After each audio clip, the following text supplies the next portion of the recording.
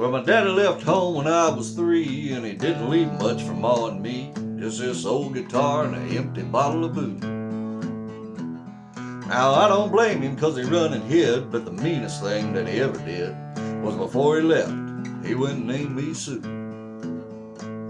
Well, he must have thought that it was quite a joke, and it got a lot of laughs from lots of folks. Seems I had to fight my whole life through. Some gal would giggle and I'd get red, and some guy'd laugh and I'd bust his head. I tell you, life ain't easy for a boy named Sue. But I grew up quick and I grew up mean. My fists got hard, my wits got keen. I roamed from town to town to hide my shame. But I made me a vow to the moon and stars, I'd search the honky-tonks and bars and kill that man that gave me that awful name. Well, it was Gatlinburg in mid-July, and I'd just hit town and my throat was dry, and thought I'd stop and have myself a brew. At an old saloon on a street of mud, there at the table dealing studs, sat a dirty mangy dog that named me Sue. Well, I knew that snake was my own sweet dad from a worn-out picture that my mother had, and I knew that scar on his cheek and his evil eye. Well, he was big and bent and gray and old, and I looked at him and my blood ran cold, and I said, "My name is Sue.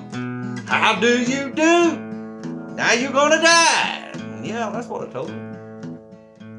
So I hit him hard right between the eyes, and he went down, but to my surprise, he come up with a knife and cut off a piece of my ear.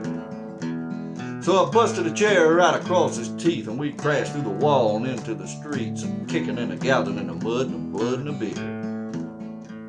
Well, I tell you, I fought tougher men, but I really can't remember when. He kicked like a mule and he bit like a crocodile.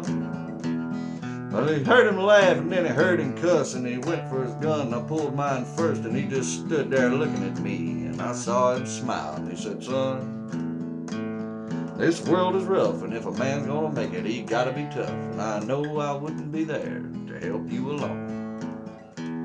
So I give you that name and I said goodbye. I knew you'd have to get tough or die, and it's that name that helped to make you strong.